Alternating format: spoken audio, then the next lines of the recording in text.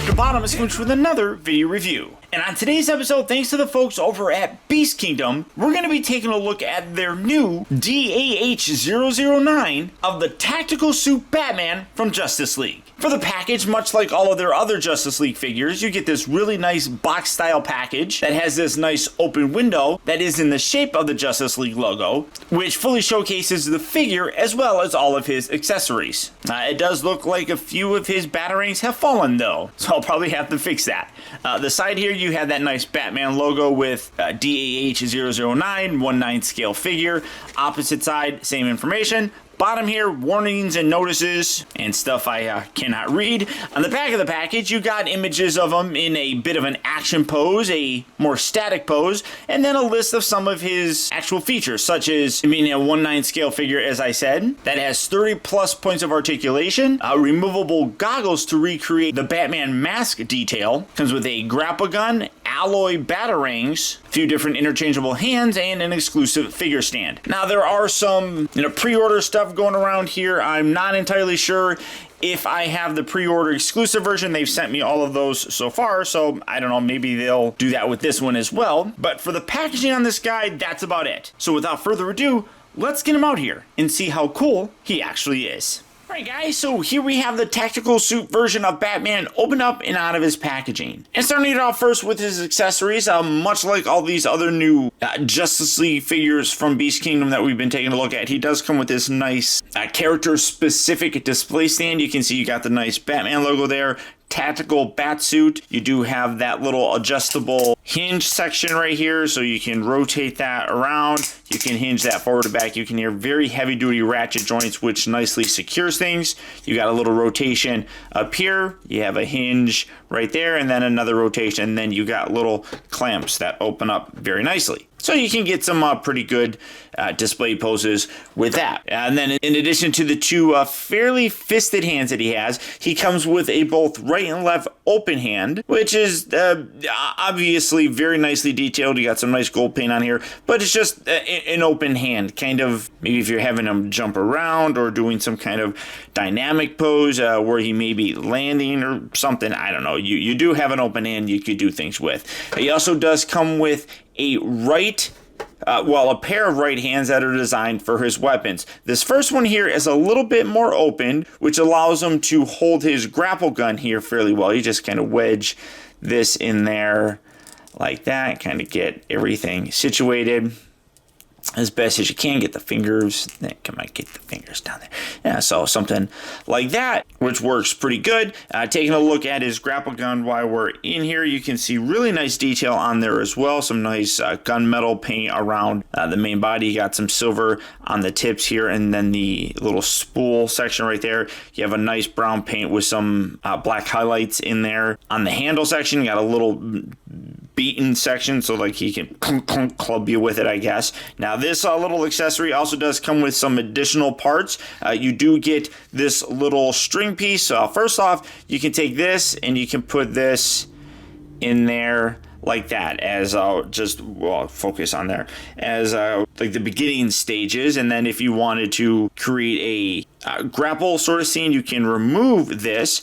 You can take this little included wire, you can put that section in there, come around to the opposite side here. You can take this, drop that, you can take that, and you can plug that in there like so, and then you can see you can create like a grapple scene. So if you wanted to have that stretched out and have him acting like he's climbing a building, you could do something like that. So you do have that for some accessories. Then he also does come with, like I talked about, another right hand that is a little bit more close gripped, that is more designed to hold his batarangs. Now it's kind of interesting. I mean, I guess you could kind of put it in like this to keep it a little bit more up and down, but the fingers are kind of like that, almost like he's going to chuck it at someone, which I guess it's your personal preference.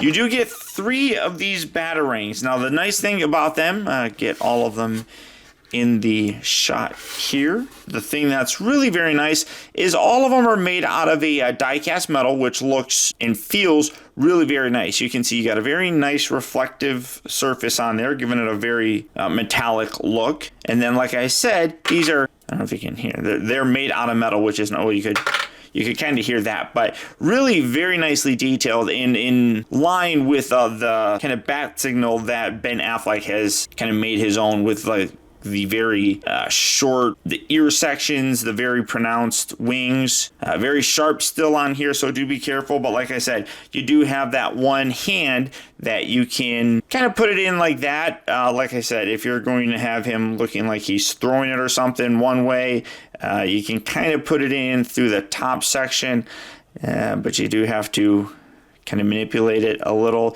if you want to do something like that. You got different posing options as well. Now, because this is the exclusive version, he does come with a couple display pieces.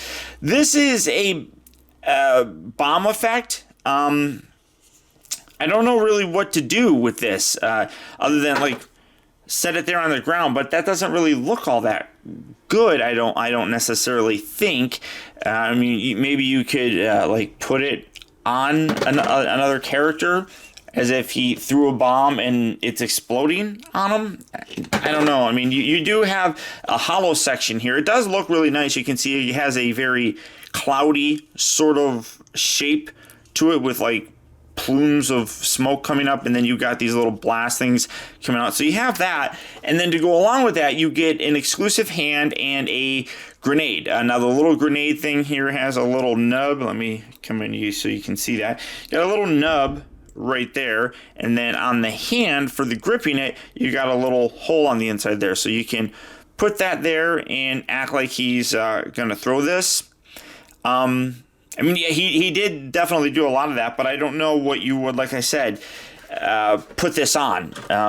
It kind of just looks like he would throw it, and then it's because of how small it is, it just kind of sits there and just doesn't really look like much. So I don't know necessarily how I feel about this. The grenade in the hand is a really nice accessory to have. And these are pre-order exclusive accessories, so it really doesn't cost you anything extra. This is just, hey, pre-order it and you'll get some extra stuff. And if you don't even bother getting these. So it's factored all in there and everything. So it's pretty nice in general. Like I said, I'm just not too keen on that. But for his accessories, that's about it. Now, coming in to take a closer look at Batman, the guy looks really darn good. You can look at him, and honestly, to me, I absolutely see Ben Affleck there. Even the skin tone, in terms of the coloring, looks really very, very nice. You can see very cool look for his cowl. He does have these glasses that come down and then can go right back up. A lot of people, when they first saw it, said that he reminds them of a certain character, and I can agree. I mean, that's nothing wrong with the figure. It's just the design of it. He really does have that look. Now, the one part that kind of bothers me about the figure, and I feel they could have improved, would be the way that the cape is. You really have to futz with this. You can see that you have the plastic section underneath here, and then you have the cape that goes over it. You can get it to lay down there fairly decently. The outer section here does have a wire, so you can manipulate things. Oh, get it to focus.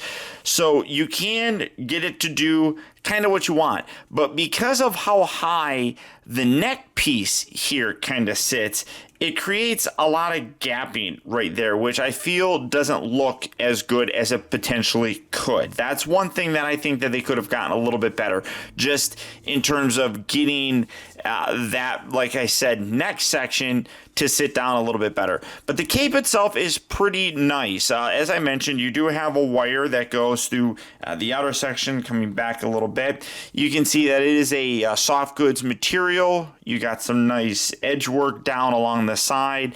Same thing here on the opposite side as well. You can see that it's pleated very nicely so that it does kind of sit there fairly well. But again, you do have to futz with it to get it looking really about as good as you're going to want it to. The overall look of the costume, though, is really very nice. You can see you got some really good silver paint throughout there. I do feel like a little bit of wash of silver maybe across the bat logo there would probably serve the figure a little bit better. But you can see that you do have, it's almost like, it's kind of hard to see, but when you look at it, there's all this textural detail throughout it, almost like carbon fiber, maybe, when you can kind of see it through there, and it kind of carries over in the lower section, even with the legs as well.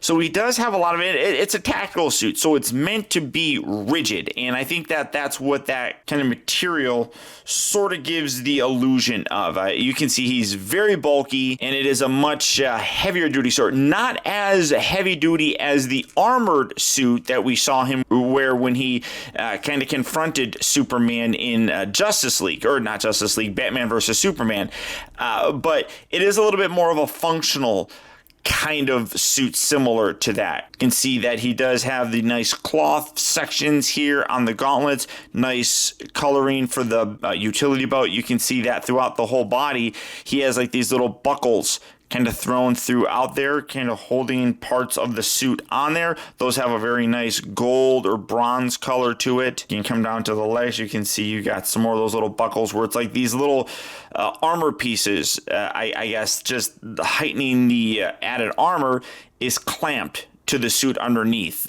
So overall, I mean, and then you look down here, the legs, a lot of really nice wash with some paint, giving it a very cool look to it. You look down on the ankle areas, you got the little blades right down there on both sides. Overall, tremendous amount of detail. My biggest gripe, though, I would say, would be I wish that this whole section sat a little bit lower, making this gapping up here not as pronounced. For his articulation, as the package talked about, he does sport a fair amount of it. The neck will just kind of rotate side to side. This section right here does kind of rub on there so you don't get a full range of motion, and then he does look up and down. Now, the actual suit was very restrictive, so that's pretty cool that it's recreated here.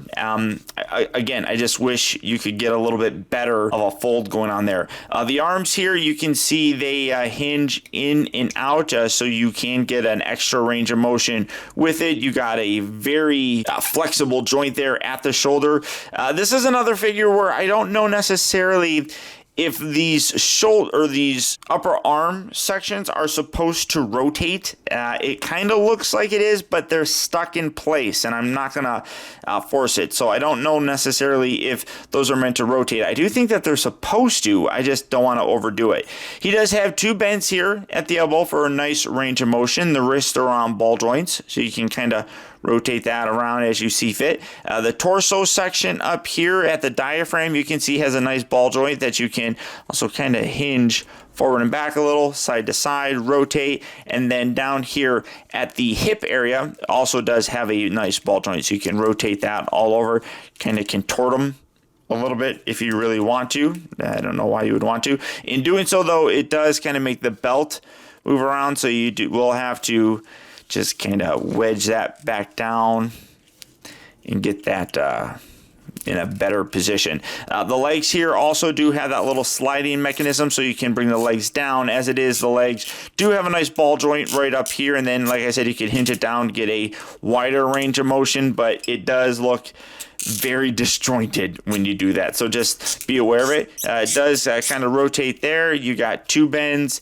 here at the knee, come down to the ankles. You have a nice ball joint for that. Moves forward and back a little. Well, I mean, side to side. Oh, you can pull it completely off.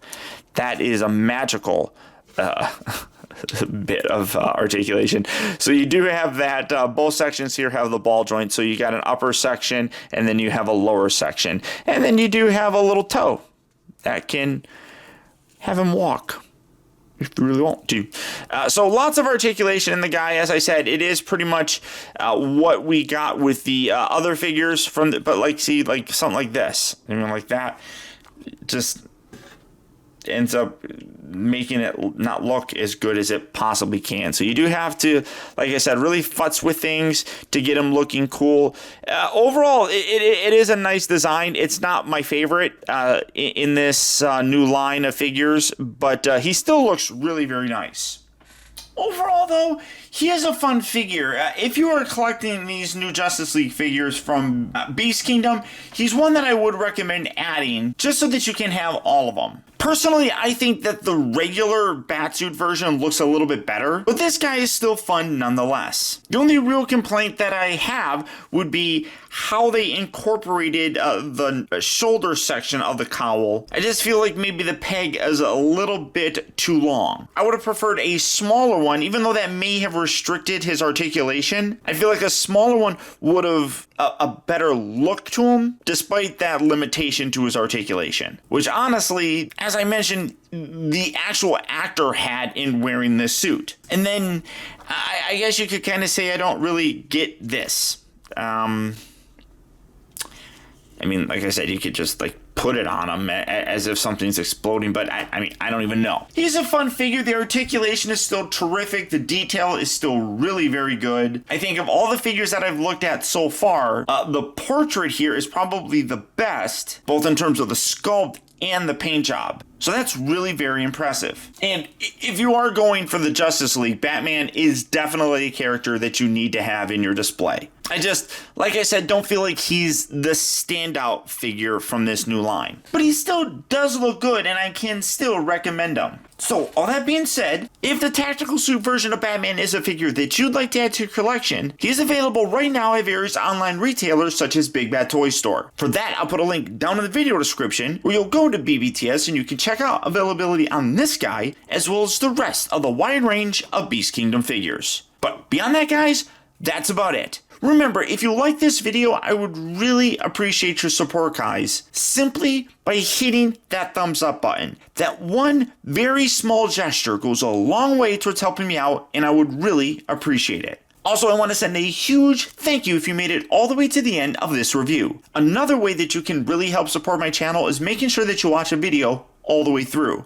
And if you did that, thank you. Also, a huge shout out to the folks over at Beast Kingdom for helping to make this review possible. And finally, remember that the real trouble with the world is too many people grow up. Thank you for watching and taking the time to be a kid.